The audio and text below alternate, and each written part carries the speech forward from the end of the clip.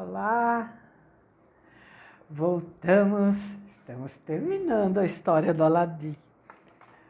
Mais uma parte hoje, mais uma parte no próximo vídeo. Termina a história dele, tá bom? Vamos então ver a continuidade. A princesa alegrou-se em poder dar ao sultão, seu pai, a satisfação exigida. Senhor, disse-lhe, se pareço tão pouco mudada, rogo-vos considerar que comecei a respirar novamente desde ontem de manhã, pela presença de Aladim, meu querido esposo e meu libertador. Toda a minha dor foi apenas por me ver afastada de vós, de meu marido, e por temer os efeitos da vossa ira quanto a Aladim. Muito menos sofri com a insolência do meu raptor.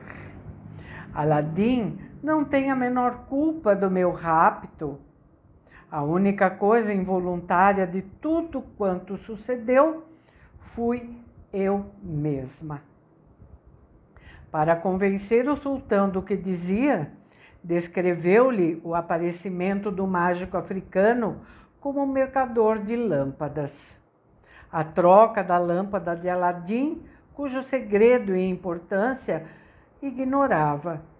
O transporte do palácio e dela própria depois da troca para a África com o mágico africano, reconhecido por duas de suas aias, e pelo eunuco que realizara a troca da lâmpada. Contou-lhe também que o mágico se lhe apresentara pela primeira vez depois do êxito, propondo-lhe desposá-la. E, enfim, a perseguição sofrida até a chegada de Aladim e as medidas que tinham tomado juntos para reaver a lâmpada. Quanto ao resto, concluiu, prefiro que o próprio Aladim vos explique o que se passou. Aladim tinha pouca coisa a dizer ao sultão. Quando me abriram a porta secreta e subi ao salão das 24 janelas, onde vi o traidor morto sobre o sofá, já que não era conveniente que a princesa ficasse naquele lugar, pedi-lhe que descesse ao seu aposento.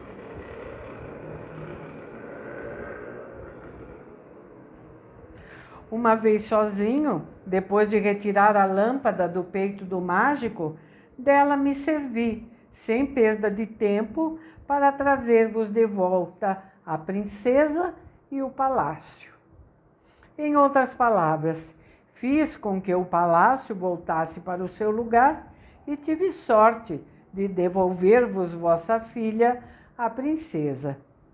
Se quiserdes dar-vos o trabalho de subir ao salão, vereis o mágico castigado como merecia.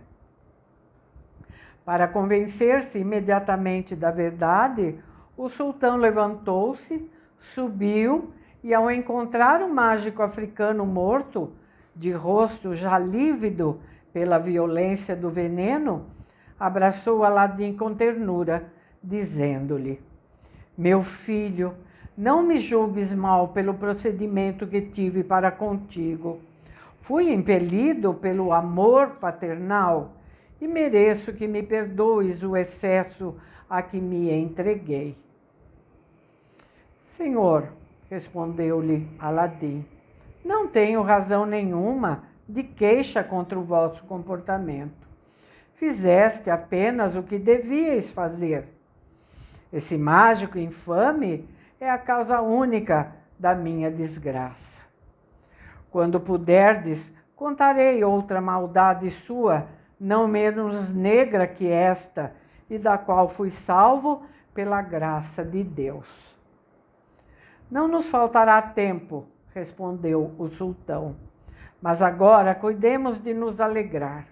Manda tirar esse ser odioso da nossa frente. Aladim deu imediatamente ordem de atirar o corpo do mágico africano ao lixo, para servir de pasto às feras e às aves de rapina. O sultão, por sua vez, depois de ordenar toques de tambor, tímbales e clarins, em sinal de regozijo, declarou uma festa de 10 dias para celebrar a volta de Badrobudur e de Aladim com o palácio. Destarte, escapou Aladim pela segunda vez do perigo quase inevitável de perder a vida. Mas correu um terceiro perigo, cujas circunstâncias descreveremos. Tinha o mágico um irmão mais moço, não menos hábil que ele na mágica e até superior na maldade. Como nem sempre vivessem juntos, achando-se frequentemente um no Ocidente e outro no Oriente, não deixaram de se informar todos os anos pela geomancia da parte do mundo em que se encontravam e da necessidade ou não de auxílio. Algum tempo depois de o mágico africano perecer na luta contra Aladim, o irmão mais moço, não recebendo notícias suas por um ano e estando num país bem distante, quis saber em que ponto da terra vivia o mágico e o que fazia. Para onde quer que se dirigisse, levava sempre consigo o seu quadrado geomântico. Um dia colocou-o sobre a areia, traçou figuras com o compasso e finalmente formou o horóscopo. Examinando as figuras, verificou que seu irmão já não vivia e que fora envenenado, morrendo instantaneamente. Soube mais que o seu corpo se achava na capital da China e, finalmente, que o seu envenenador era homem de humilde nascimento, casado com a princesa, filha do sultão. O mágico não perdeu tempo com lamúrias, que não teriam surtido efeito. Decidido a vingar-se a morte do irmão, montou num cavalo e pôs-se a caminho da China. Atravessou planaltos, rios, montanhas, desertos, e depois de longa viagem, sem parar em lugar nenhum, chegou à China e à capital que a geomancia lhe indicara. Certo de que não estava enganado, tratou de hospedar-se. No dia seguinte, saiu e, passeando pela cidade, não para ver as belezas que lhe eram indiferentes, mas com a intenção de começar a dar os passos necessários para executar o seu plano, meteu-se nos lugares mais frequentados e ouviu o que se dizia. Num lugar em que se jogava todo tipo de jogos e onde, enquanto uns jogavam, outros conversavam, ouviu contar maravilhas sobre as virtudes de uma mulher retirada do mundo, chamada Fátima. Achando que esta mulher poderia ser-lhe útil, chamou para o lado um dos membros do grupo e pediu-lhe que lhe explicasse quem era a santa e que espécie de milagres fazia. Como? Estranhou o homem. Nunca vistes nem ouvistes falar nela? Pois se causa a admiração da cidade inteira com os seus jardins, a sua austeridade e os bons exemplos que dá.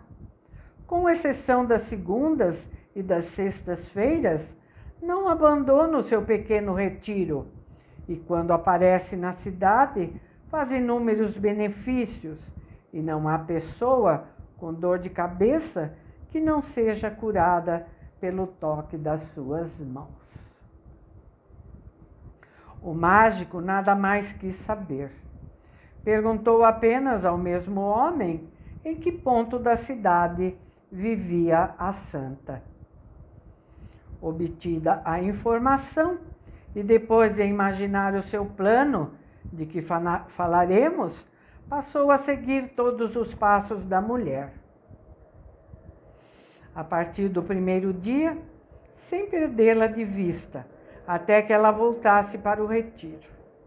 Aí, retirou-se para um lugar em que se sorvia certa bebida quente e onde se passava a noite, dormindo sobre uma esteira, sobretudo no verão. Depois de pagar a despesa feita, saiu por volta da meia-noite e rumou para o retiro de Fátima.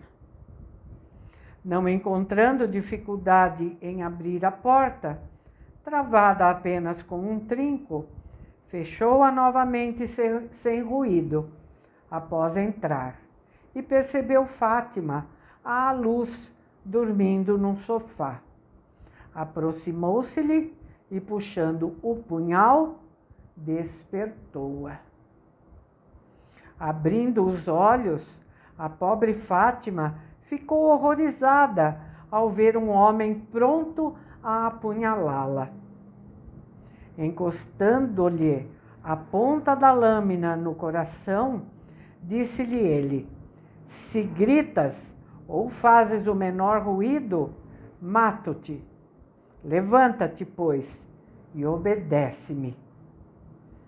Fátima, que estava deitada vestida,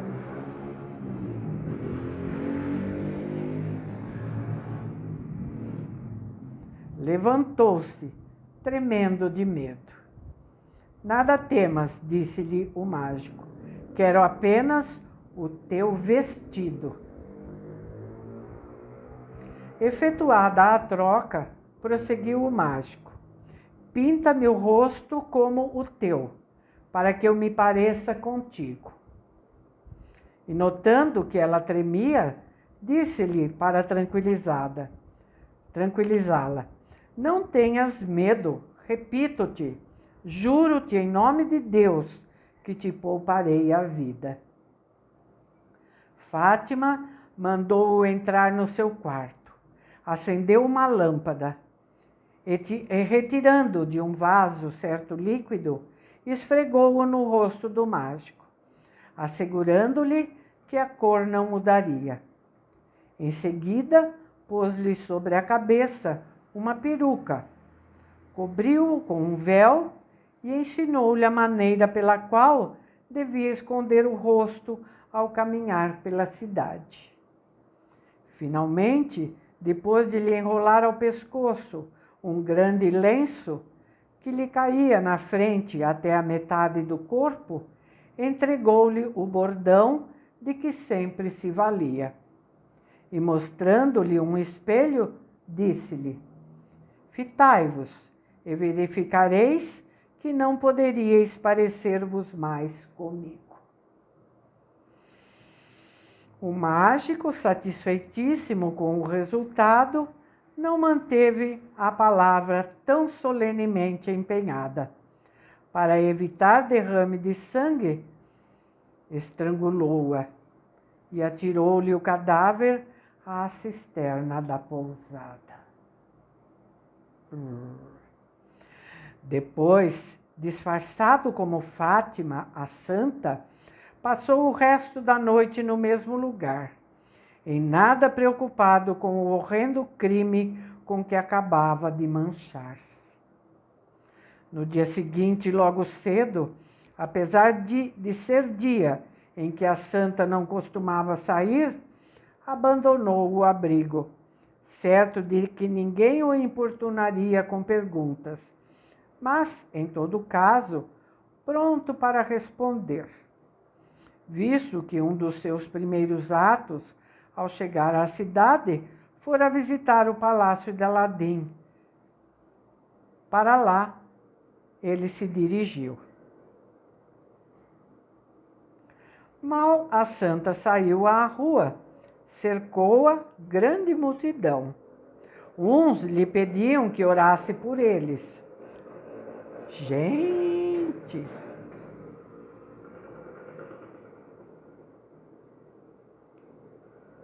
Por que moto tem que fazer tanto barulho, né? Mal a santa saiu à rua, cercou-a grande multidão. Uns lhe pediam que orasse por eles, outros lhe beijavam a barra da veste, e outros ainda prostravam-se diante dela, para que ela os abençoasse com as mãos, o que o mágico fazia, murmurando palavras que pretendia ser de oração e tão bem imitando a infeliz morta que ninguém desconfiava. Depois de parar várias vezes para satisfazer toda espécie de gente, alcançou finalmente a praça em que se situava o palácio de Aladim.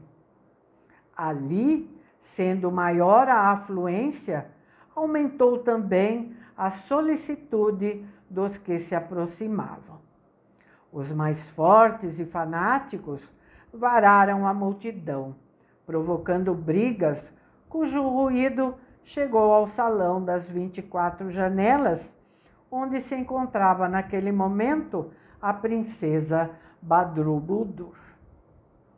A princesa perguntou a que se devia a confusão, e como ninguém soubesse explicar-lhe o motivo, ordenou a um dos eunucos que fosse ver o que se passava.